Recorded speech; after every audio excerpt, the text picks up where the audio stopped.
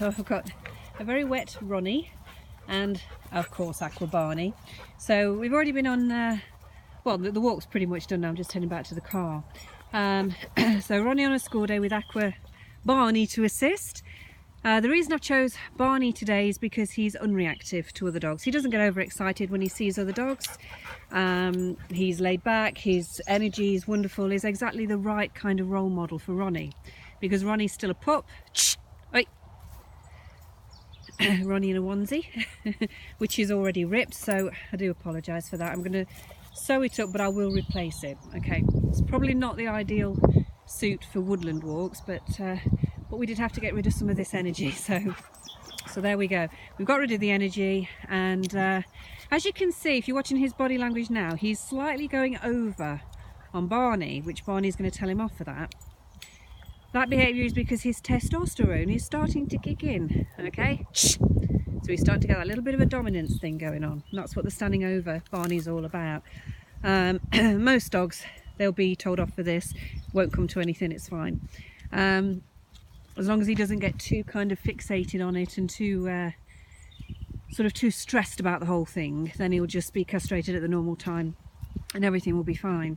But yeah, just look out for that, because that's his body language there. He's starting to stand over Barney this way, and that's obviously not what we want. So we've met quite a few dogs today on the walk. It's been good. To begin with, obviously Ronnie wants to run up and greet the dogs. That's fine. You're not actually going to stop that. When the dog is in that forward mode, he just wants to meet and greet. That's what it is. What he does when he gets there, that's what's important. It isn't really natural to call a dog back when he's going towards another one to greet. It's like telling him to walk on two legs. Boys, this way. This way. So, I don't know where that's going. So yeah, it's what he does when he gets there. So what I've been doing with Ronnie on the days that I've had him and working with him is getting him used to lots of different dogs. Roscoe, who's the older one, he'll put up with the play. We've got Barney here, who won't do the playing, who won't tolerate being, dominated over with the body language and stuff like that. Shh, shh, I'll step in there. Frank, another pup.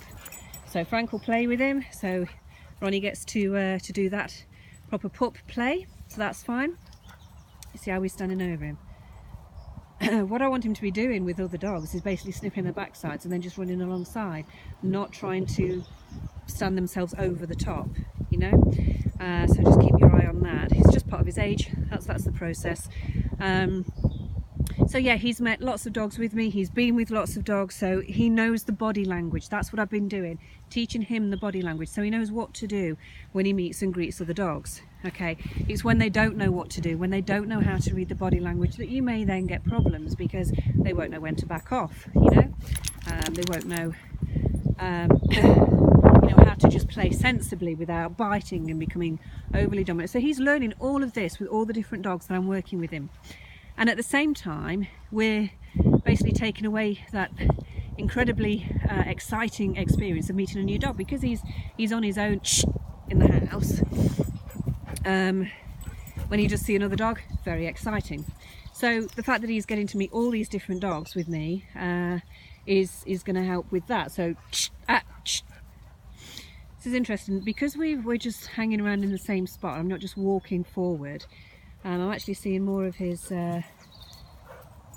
hormone behaviour with Barney. Barney's been very, very tolerant with that. He'll tell him, Barney will, but it won't lead to anything. I've got no concerns in that respect. But yeah, he's not just running and playing. Look, he's proper doing the stand, and that's his age. So okay. I mean, I think his owners are concerned that when he comes with me, he's with lots of other dogs, and so when he does meet a dog on a walk, he's going to come back to me and he's going to stay with me, because I've always got dogs with me, and obviously they haven't, they're on their own.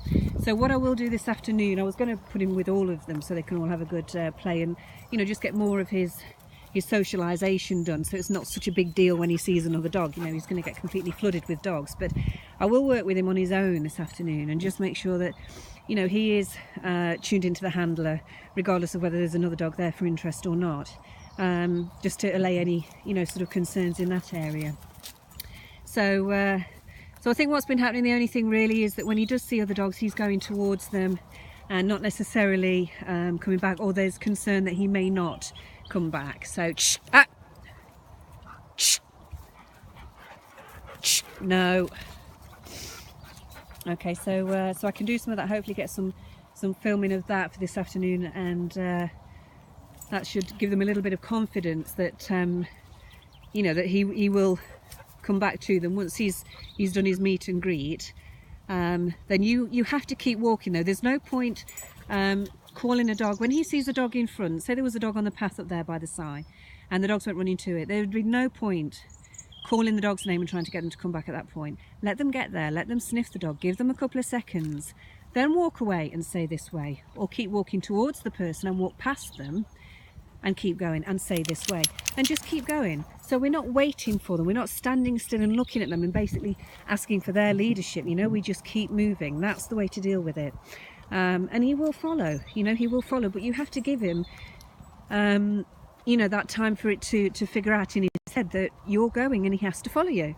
If we stand around and look at the dog, we actually turn it all around and then we put them back in charge, and then they won't come with us, you know, because we're already standing there waiting for them, we're looking at them, waiting for them to give us the direction. Why will they follow us? Why will they come to us? We're already telling them that we're following them. So it really is, it's quite important to keep moving when you get these situations, and just keep this way, and do that. So I'm going to carry on with this. I'm going to head back to the car now because we have been out a good while and he's still a pup. So we're going to get back, get some more socialization within the house so he learns manners in the house, and then like I say, this afternoon I'll do some more work with him on his own, so hopefully I can get some footage and give some confidence to his owners. All right, thanks, see you later.